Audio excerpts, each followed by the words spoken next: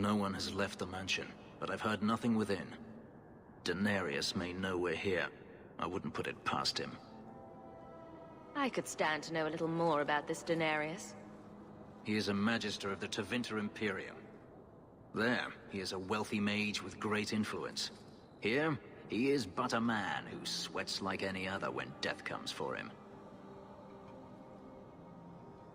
What's the worst that could happen?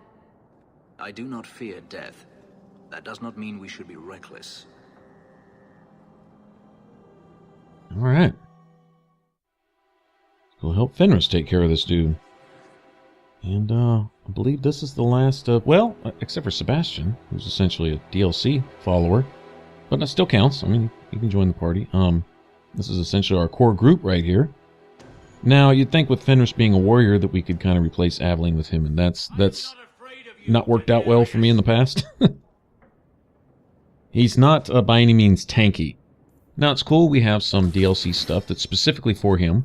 I guess it came with, I don't know, the warrior pack or something. Whatever. Anyway, I found it in amongst the millions of other items in that, in one of the boxes at the beginning of the game. But the first thing I want to do is respec him.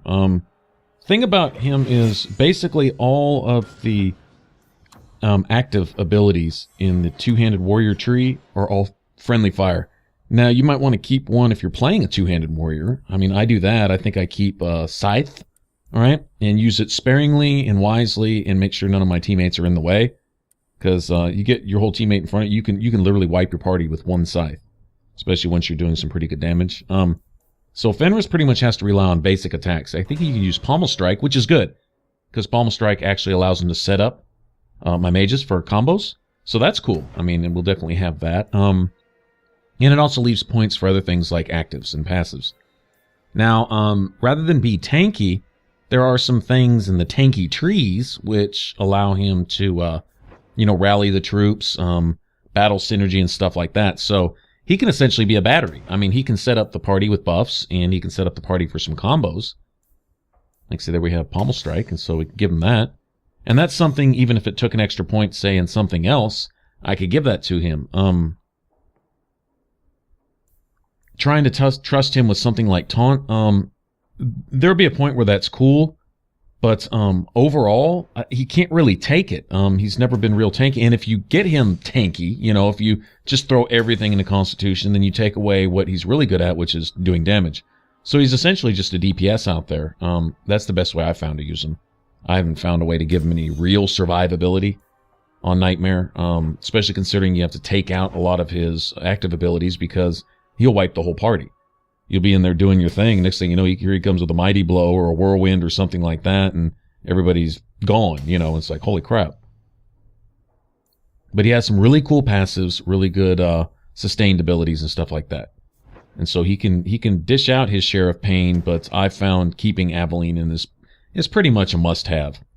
Now, when I play a warrior, there is an option, especially later, once I get to higher levels, where essentially I can remove the tank and have the two mages in there and basically draw the hate, but I'm killing stuff so fast that they don't really have time to kill me. That's kind of the whole thing. And there's one or two situations where even that can get a little messy.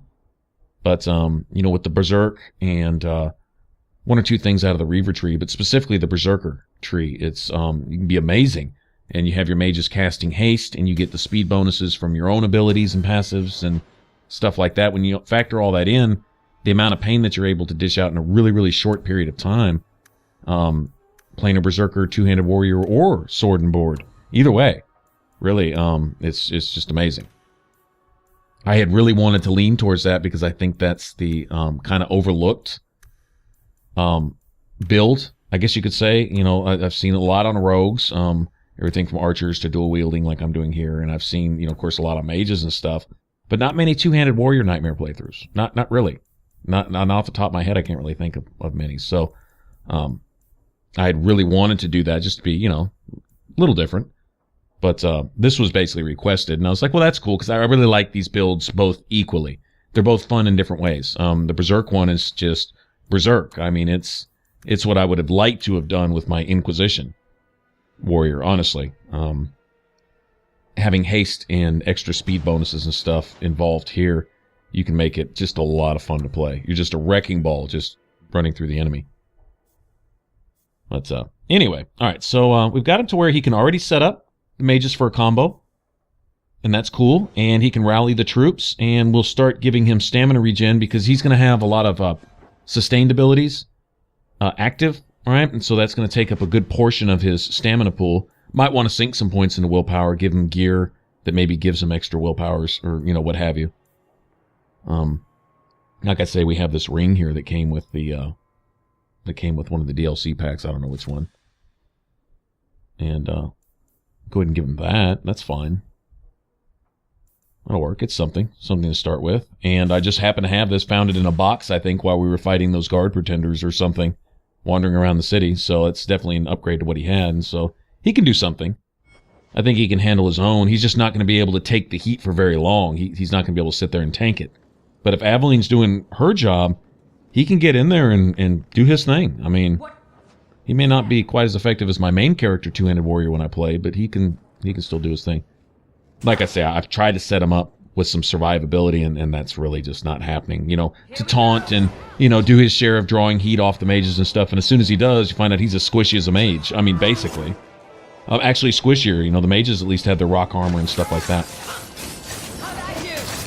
So, anyway. That's how I set him up, and it works. As you'll see here, we don't have a whole lot of problems. And so, yeah, I'm happy. The ends justify the means, as they say.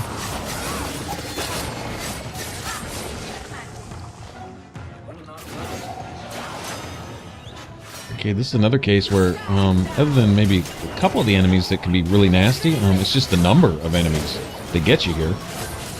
It's just when you think they're done spawning, shit, you haven't even seen half of them yet. You know, that type of thing.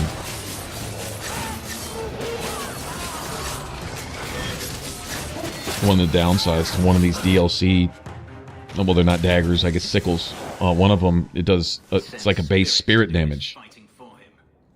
Denarius, can you hear me? Your pets cannot stop us. That's right, you tell him, Fenris. And I could probably upgrade it with, say, a lightning rune, and I probably will. And it'll level up with me, and enemies that are weak to spirit damage, well great, but there's, I believe, a lot of resistances to spirit damage. I'm trying to think right off the top. I don't remember if golems are, but I believe, like revenants are immune to it. I mean, like 100% immune to it, if I'm not mistaken. And, oh, let's see. I think the one damage that most enemies are immune to, either highly resistant or immune altogether, is nature damage. There's a lot of enemies that are immune to nature damage. I think the Canari are immune to lightning. I'm just doing this off the top of my head. And it's nice to know this, because it's nice to be able to change your mage's staff. It can make the difference. You know, it can make or break you in a battle. The type of staff they have equipped, because, you know, I don't just rely on haste, as you see here. I rely on elemental weapons. Okay, you'll notice my weapons are changing. And fire is pretty common element that pretty much damages anybody and everybody right now. It's not going to do much to a dragon, of course, and I think, of course, rage demons are immune, which at a certain point won't do me any good here, as a matter of fact. But overall, it's useful. Oh, there's a rage demon. Speak of the devil. Get it? Pun? No pun intended. Speak of the devil. All right. Let's see. Canari are immune to lightning. I think Mabari are immune to cold.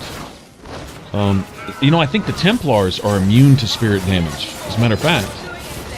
Not sure about that, but I think so.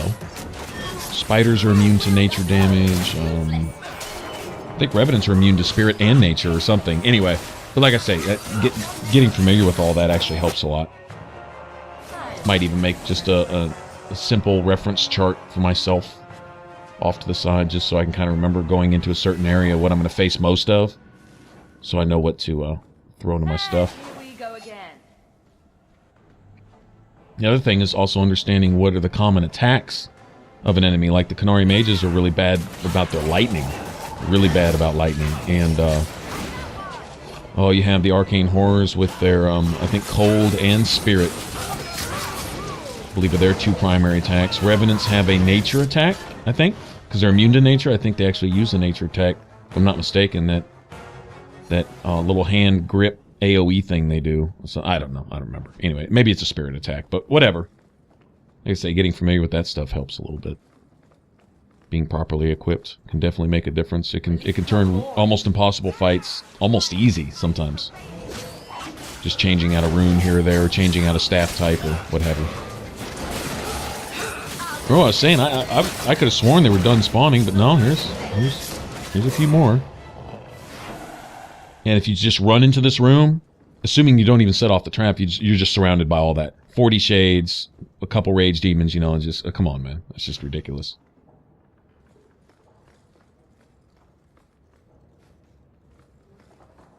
It's going to be nice when my mages get, what is it, Lightning Storm, also. For big AoE damage over time.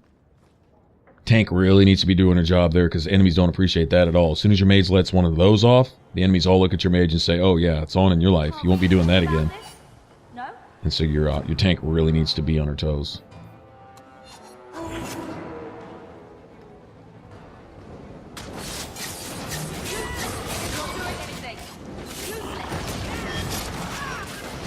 Yeah, when you hear my character saying useless, it's because my one sickle that does spirit damage is triggering, and it's essentially it's probably where you're getting those ones. You can see on my counter 1s and 2s popping up. That's that particular sickle or dagger triggering damage, and it's yeah.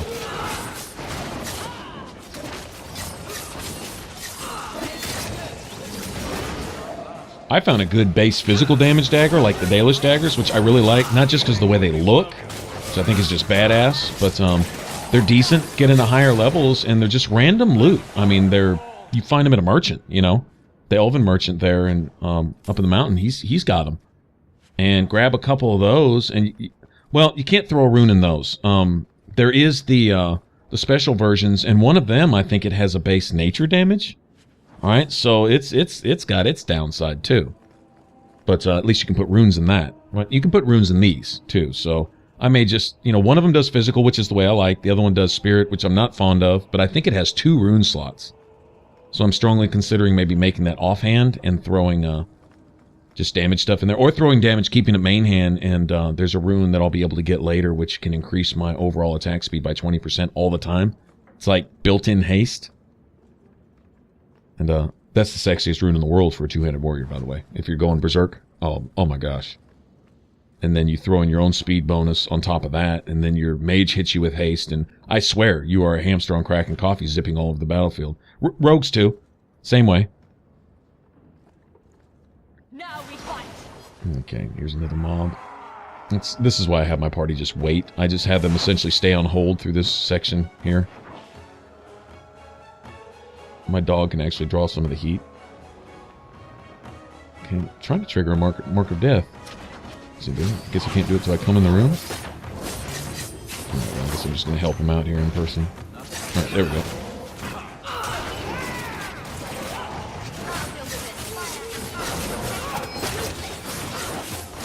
Your dog will tank it up a little bit. Dog's pretty cool, man. Very cool, actually. I think this regime is going to get tired of these backstabs here in a second. Okay. And knocking down a couple of the shades spawn more shades. It'd been better probably to leave the shades and get rid of the rage demon first. That's my guess, but I see Fenris is already sucking down potions. I just saw that, so...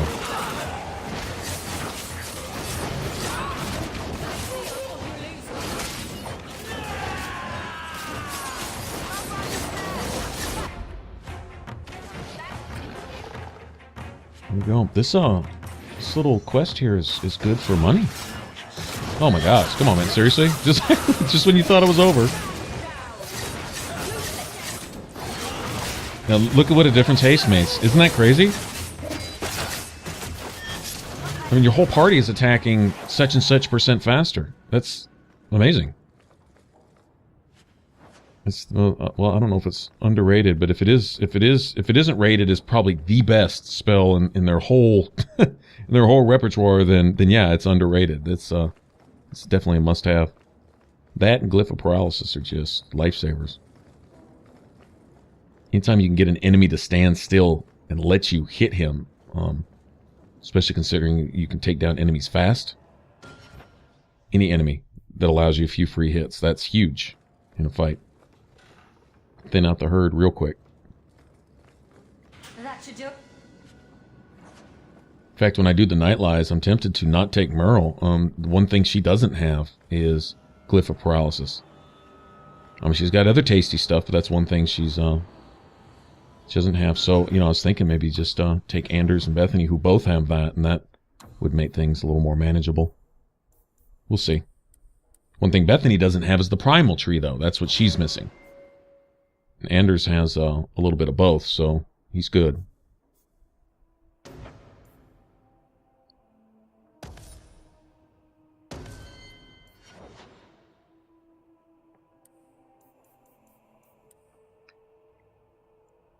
I got some points to spend for myself.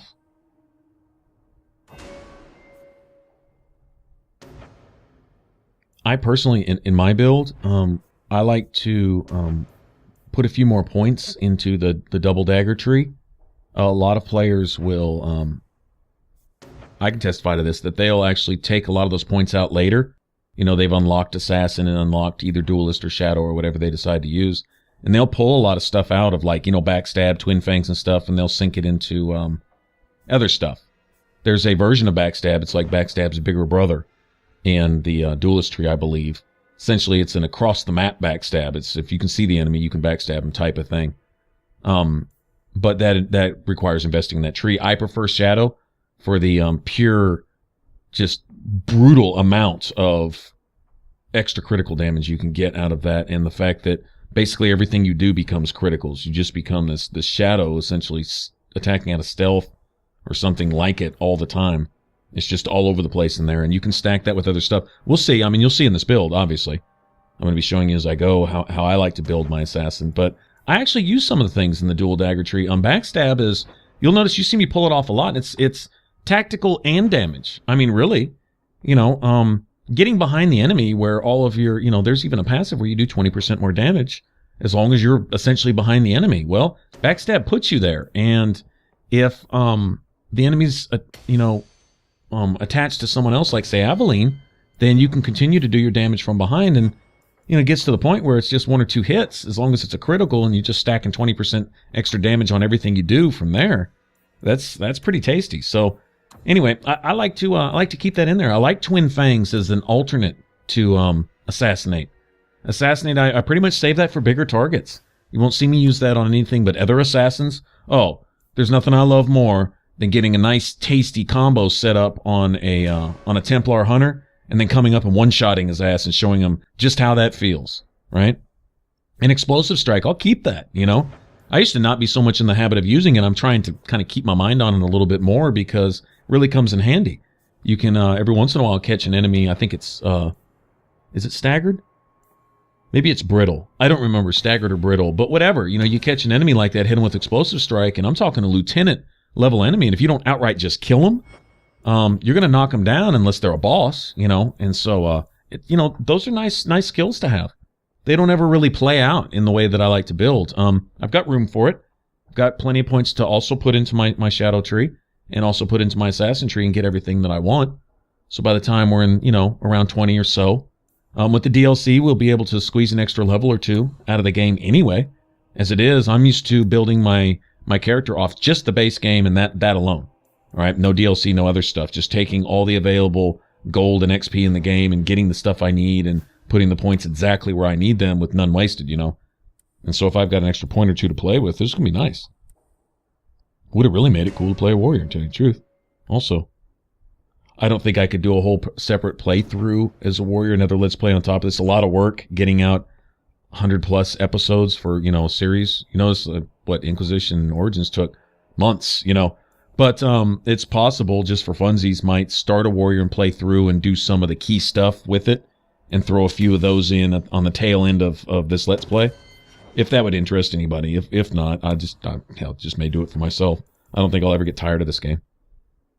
I can honestly say I'm enjoying this as much as Inquisition.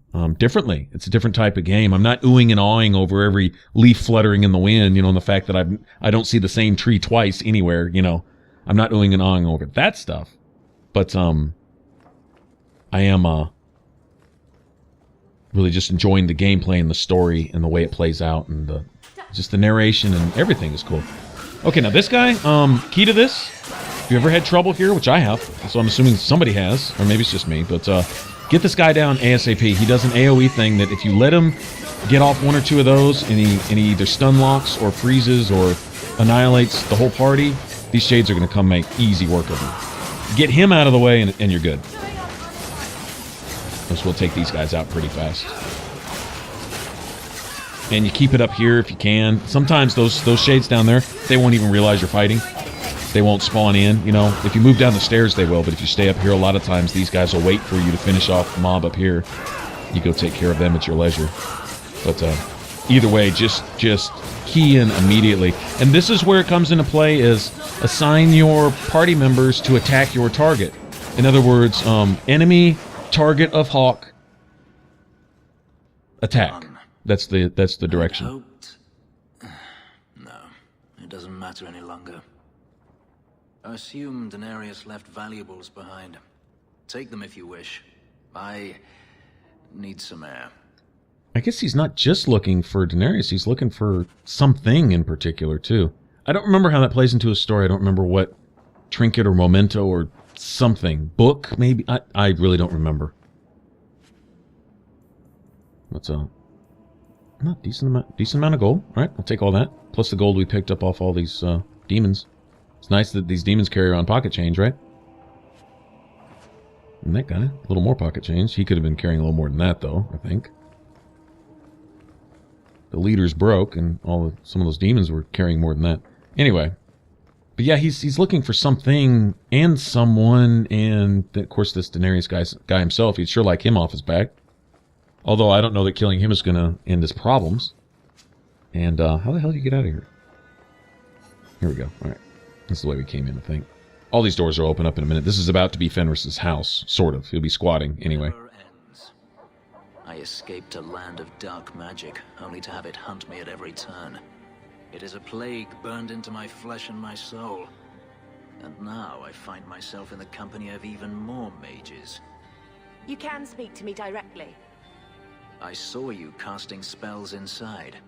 I should have realized sooner what you really were. You harbor a viper in your midst.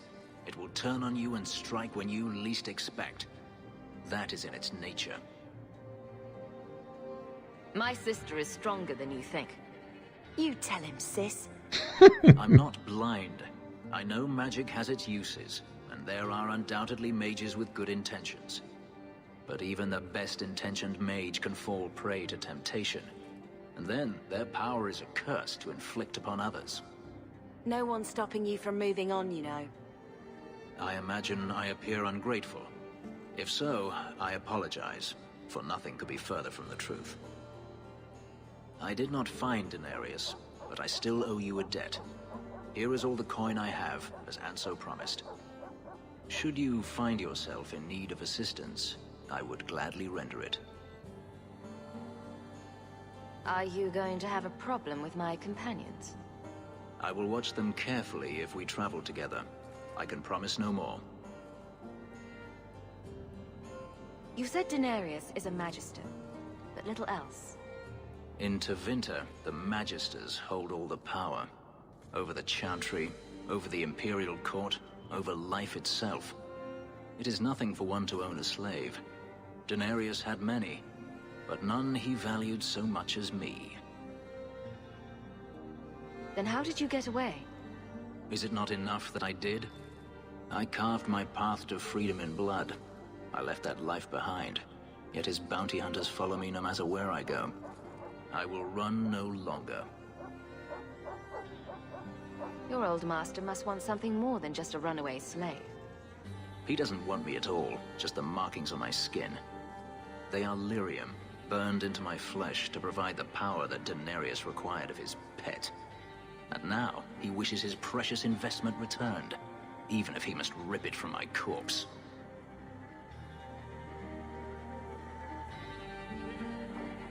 I don't see that going very well for you. Neither do I. The truth is, I know nothing of the ritual that placed these markings on me. It was Denarius's choice, one he now regrets. I've seen some of your abilities. Do they come from those markings? Some. All I know is that even in the Imperium, warriors such as myself are rare. Perhaps they believe I should feel honored. Do you think your master will keep chasing you? He is too proud not to. Perhaps one day the hunt will cost him more than he is willing to pay, but I doubt that matters any longer. I'm planning an expedition I might need help with. Fair enough. Should you ever have need of me, I will be here. If Denarius wishes his mansion back, he is free to return and claim it. Beyond that, I am at your disposal. Well, you know, there was a time where I thought Fenris was just a little abrasive. His everything's completely black or completely white, you know? There is no gray area type thing, until I realized he was right.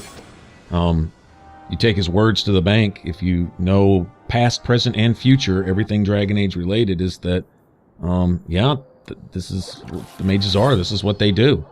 If you expect the worst, you won't be disappointed. And, I mean, they even went so far as to even corrupt the Wardens, which were the last defenders of the world against the Blight, and blah, blah, blah.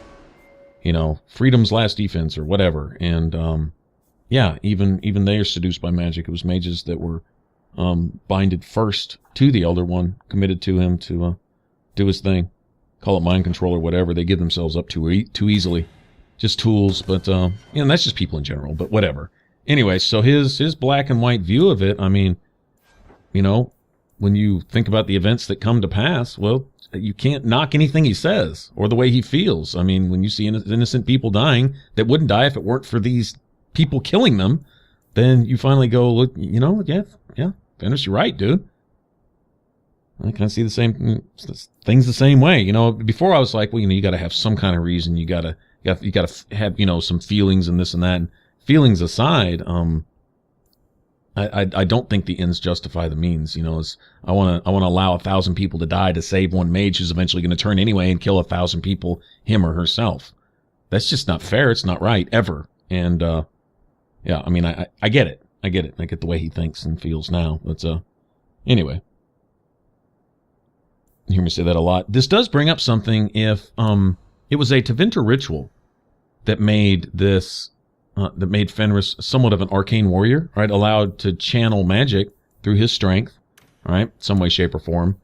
Then did the Tevinters also have skills way back when to make mages of dwarfs, or some semblance thereof? Is that where Caridin got his powers to be able to create golems? Because he essentially performed a blood magic. And so if he received a gift from the Tevinters, or the ancient Tevinters before they were ever Tevinter, or back when, you know, the Elder Ones were doing Elder One type of things, or, you know, Old God type of stuff, or I'm just kind of throwing this up there. But whatever, if these are at least traces of arts passed down from the ancient times, where, you know, more modern day Tevinter Magisters can do this, can instill magic into someone that doesn't have it. Now, I don't know that Fenris didn't have some magic, that he wasn't a mage himself, right? Maybe some of his hatred for mages stems from that. I mean, I guess that could be part of the story as it's told or whatever, but I've never heard anything along those lines. From what I understand, it's delirium in and of itself in some rite or ritual performed, possibly blood magic related, I don't know, but that gave Fenris magical abilities. I don't know. I'm just kind of talking on what I see here. I think there's got to be something to that. But it kind of broadens my thoughts to the arcane warrior I found in the Elven Ruins. I keep going back to that arcane warrior because, one, he didn't have a revenant guarding him, all right? But very similar as far as his blood vial went. His life gem or whatever, his ancient phylactery, okay, which wasn't really a phylactery as far as we know it. You know, a way to, you know, basically like a thumbprint on a mage that the Templars keep so they can hunt them down. This ancient version of a phylactery was a way for that mage or that whatever arcane warrior, whoever it may be, to find a new living vessel to carry on in, similar to how Mythal and even the Elder One operate. The Elder One did it in kind of a corrupt way, right? But whatever the case may be, he will tell you he had expected to be retrieved from his life gem, right? And, brought back to life, essentially. But no one ever did, so he had been there ever since the beginning of time, essentially. For as old as those ruins had been there, when wars were fought before the Brazilian forest was even a forest, type of thing. So, just kind of throwing that out there, how they might be related. That Arcane Warrior, and then Fenris here, the ability to make him one. I don't know. I'm just, like I say, it's vague, it's cloudy, but like I'm seeing something there. Some kind of truth starting to emerge. Pretty cool. Egregio Pavali. There are 6 bottles in the cellar. Denarius used to have me pour it for his guests. My appearance intimidated them, he said, which he enjoyed.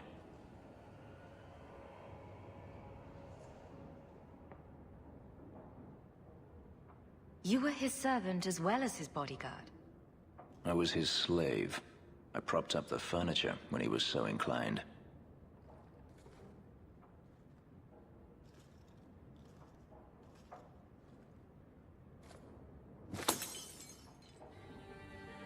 It's good I can still take pleasure in the small things. You could have offered me a glass first, There's more, if you're really interested. Perish the thought. How else would you redecorate the walls? I've wanted to leave my past behind me, but it won't stay there. Tell me, have you never wanted to return to Ferelden?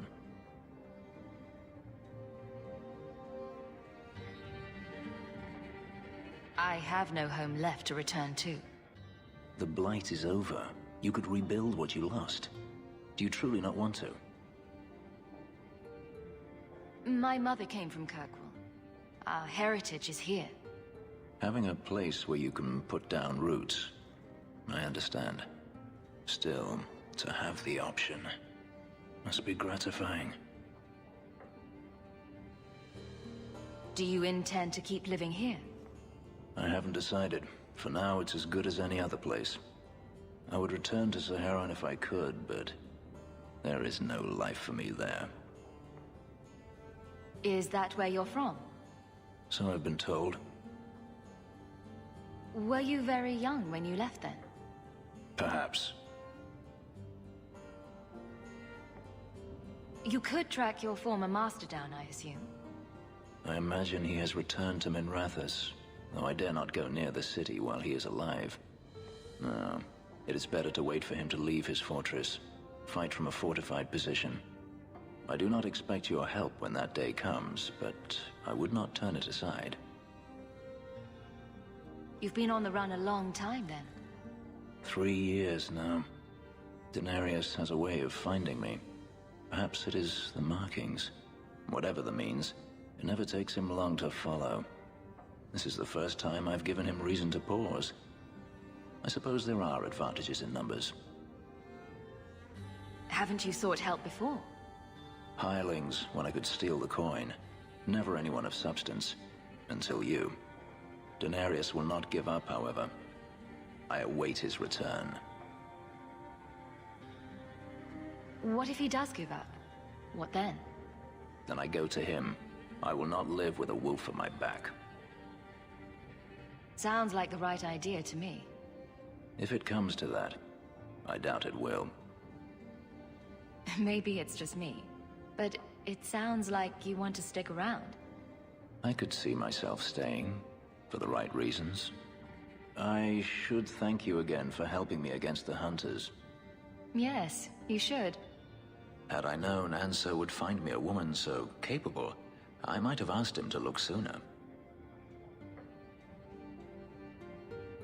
It turned out well enough. It did at that. I will not keep you longer. Another time, perhaps. Yeah, see, Fenris' loyalty doesn't come from his groin, in that if you just opt to be his buddy, his friend, he's happy with that. He's cool with that. You know, I like that. I mean, he's got some class. he's a really well-developed character. He's amazing. His layers are, I guess you could say, complicated, but there's not many. To me, he comes across as the somewhat of a, maybe what used to be a romantic type person, embittered by his past and his experiences. I mean, he's been chased and hounded. You know, forget his slavery and what he can't remember that went on before that. He made it clear that he couldn't really tell you about his past. I guess it was wiped from his mind, maybe in the process of putting that lyrium in his skin and turning him into, you know, whatever he is, Arcane Warrior or whatever, right? But maybe that process, you know, gave him some amnesia or whatever the case. But what history he does have, of course, is not very pleasant. And then he's been on the run and having to view the world through essentially just those eyes, not having anything before that to draw off of. But his character's nature comes through as somewhat of a gentleman, very cool, thoughtful, you know? Like, he was the first to say, hey, actually, I know I sound ungrateful, wow, I'm sorry, you know, type of thing. So he's thoughtful, he has some presence, he's, you know, he's cool like that. But on the same token, he's very much a realist. He's probably seen enough to be convinced in his own mind that if you give him words to try to talk him out of thinking the way he's thinking, he's probably not going to hear it, because he knows better, you know, and until you can show him differently, he's not going to see that. You can't tell someone that's been beaten every day of their life that life isn't about getting beaten. They really don't want to hear that, because as soon as they hope that that's true, they get beaten. You know, that's been their experience. So no, they're not wanting to hear that. And I mean, I get that. But underneath that, you see this kind of a romantic or a very, you know, thoughtful, that kind of soul kind of showing through there. I think it's awesome. Just in this conversation, how he responds and what he says regarding himself and others. I think it's amazing. Anyway, like I say, actually I've grown to like him more, not less.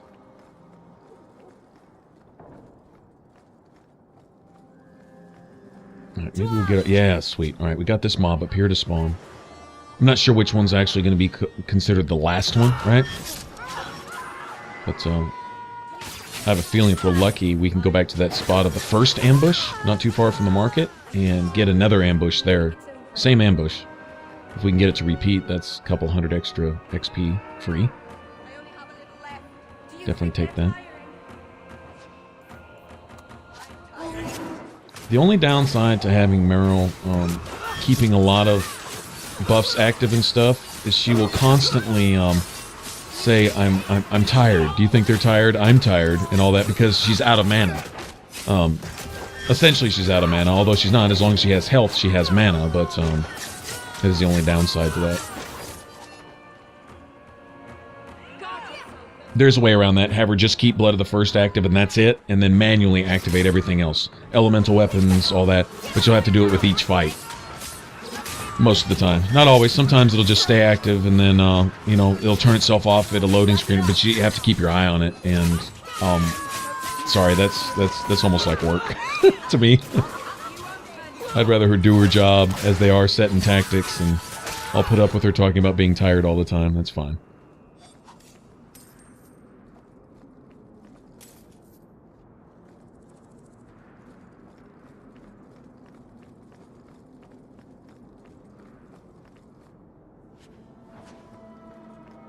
There's another tactic you can basically always have your party members on hold. Actually go to the radio wheel and put them on hold, and then set them all to aggressive. And they'll essentially attack from wherever they're at without running into combat. I've noticed overall, at least your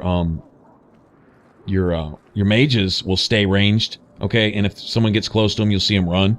You'll see them move around, you know, and keep their distance, so to speak. They'll try to, at least, until they get cornered. Like what happened with Hater there in the Chantry with Isabella's thing. Meryl finally kind of got cornered at a sticky spot on the stairs or whatever, and wind up getting destroyed. But overall, they'll keep their distance the best they can. And they'll attack as long as you're attacking somebody, right? So it's usually good. But, like I say, it's another tactic. It's another way you can go. Keep them on hold all the time, and they'll stay where they're at, essentially, and attack from there. And if you have all ranged characters, like say you're playing a warrior, and like I say, later game with my warrior build, you can actually get away with this. You can have everybody hold and run with Varric and 2 mages, and play the DPS soft tank, essentially, and have Ferric draw the heat to you, but the enemies, of course, are getting mowed down so fast that they don't really even have time to kill you. It can get sticky when you run into a lot of archers. That can get pretty messy. So, anyway. Well, we kind of ran into this group and still handled them. That's a good sign. So we're going to get in a whole lot stickier mess than this here in not too long. What's up? Alright, well that obviously wasn't the last group. When we do get the last group, we'll get a note, and I think it's called Night Lies. And then we'll get a quest marker. I think it's this building right up here. Right here somewhere, I think. Maybe it's that door on the other side. Anyway. Alright, I'm gonna head back to the marketplace. One should spawn there eventually. If they don't spawn now, we can just leave and come back, and they'll probably be right here. But they'll start up on that balcony. But after that, this one can be messy too, because they'll start dropping from literally everywhere. At the top of those stairs back there, from up here, down there by the stalls, just all over. So I think I'm going to have everybody head back here.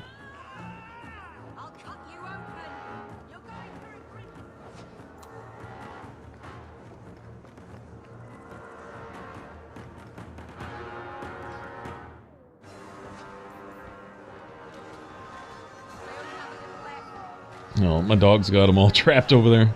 Okay. You know what? I could probably just deactivate my dog.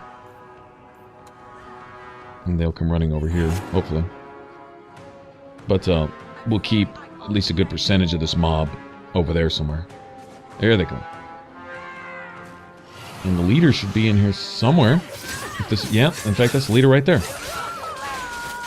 Was. Now, if it looked like I did all that, I didn't. Somebody got a combo off, is most likely what happened there. That health bar essentially just melted away. That's why we assign them to do as many combos as we can. Once again, the reason I'll do this occasionally, especially in some big fights where things seem to be going just like ridiculously easy or whatever, is I saw a Let's Play of a guy. He claimed it was Nightmare and it wasn't. You could tell by not only the damage the enemies were taking, and at what point they were taking it, by the numbers coming off of them, right? And I think at one point he even had the numbers turned off, and I'd probably even be justified in calling him out, but I won't go so far as to do that. But anyway, it was supposedly a Nightmare playthrough, and he never shows the difficulty, never shows any of that, right? Not going to show any of the settings and stuff. But he's playing on. It may have been hard. It may have been. In some places I was like, you know, that looks a little tougher than normal.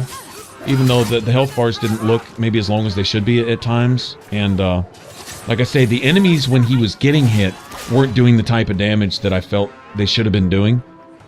You know, like getting hit by an archer and barely a sliver of health missing off of his, you know, character. And I'm like, no. I mean, I know Nightmare's manageable. There it is. There it is, Night Lies. And the marker for the base should pop up behind us. In fact, there it is. We'll go deal with that later. This is one of the few that I'm actually kind of scared of in this game. It's just brutal. So we'll do our best when we get there. But we have a lot of stuff still to do. A lot of stuff to clear up. A few quests that are active and a few more that we'll probably pick up along the way and stuff. But we're making progress. We have our followers set, except for Sebastian. I'm not exactly sure when he comes into the fold. I really don't remember. But yeah, anyway, but like I was saying, that guy, he was doing a not Nightmare playthrough, but calling it Nightmare, and I'm like, why? How does this raise your status in your own eyes or something by, I don't know. It'd be like cheating yourself and everyone else. But be that as it may, I'll throw up Nightmare every once in a while. But it might help me not get caught. You probably shouldn't have said that. What do you mean you can't help me? This is a domestic matter, Sirrah. If your wife has chosen to leave you, there's nothing we can do. Ninette is my wife. She's legally bound to me. Bring her back. We're done here. Useless. Why are we still paying those sluggards? You should pay someone else. Like me. I like being paid. If you can find Ninette, I will gladly pay you. That foolish woman has caused me nothing but embarrassment. She needs to be dragged home. The guards disagree. They are more disagreeable than my wife. Maybe your friend is more sensible. Her family is getting suspicious. They think I might have done something to her. Even if... Well, I just want to make sure they know I didn't do it. Why would her family think you did something to her? They think I married her for her inheritance.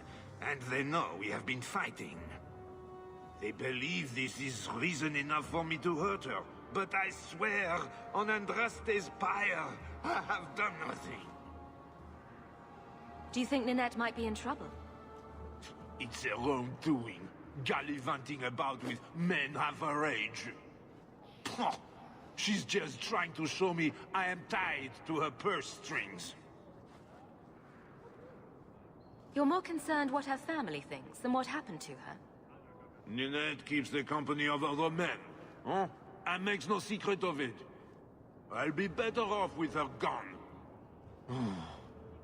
Well, as long as her family knows I had nothing to do with it, they would ruin me otherwise. I can't imagine why she'd leave you. You're such a prize. It wasn't always like this. We were in love once. She defied her parents to marry me. Sometimes, I wonder if I dreamed those years. How long has your wife been gone? About a month. I wasn't worried at first. She's run off before. Ninette is uncontrollable, you see. She comes and goes as she pleases. I'll try my best to find Ninette and bring her home. You should talk to Jethan at the Blooming Rose. I didn't know she visited whores until Jethan sent a letter to our house. He even sent her flowers once. Lilies. Her favorite. Talking about it makes my head hurt. Good luck to you, Sarah. Lily's going to play into a heartbreaking part of this story. It's really bad. You know, not just because I'm a guy, but I'm going to kind of take this dude's side. They may have fallen in love once, but if she made him miserable after that and held the purse strings over his head, basically said, you lose all this if you lose me type thing. And yeah, if she touched that part of his heart, then, well, that's, you know, and I'm not saying anything on his behalf as far as that's concerned, but, I will say that if she's just running around cheating and stuff, that I know, it's been my experience that women are essentially incapable of admitting they're wrong in the pure sense of the word, not without some ulterior motive or making you pay for making them admit they're wrong at some point. But, you know, honestly, it is possible for a woman to ruin a man's life just as easily as a man can ruin a woman's. It does happen. And sometimes it's mutual. I don't know. Maybe they started out in love and then stayed in it for the wrong reason or whatever. She got tired and went off to do her thing. Multiple things, apparently. And I don't doubt him on that. We go to the whorehouse and someone knows her there as a regular. Well, then that kind of speaks for itself. But yeah. Anyway, enough of that. All right, guys. Well, we'll get more into this and go finish up some of these quests in the next one. If you want to subscribe, click that button up on top. If you want to see more Dragon Age 2, well, click the Dragon Age 2. All right. Thanks for watching. Catch you on the next one. Bye-bye.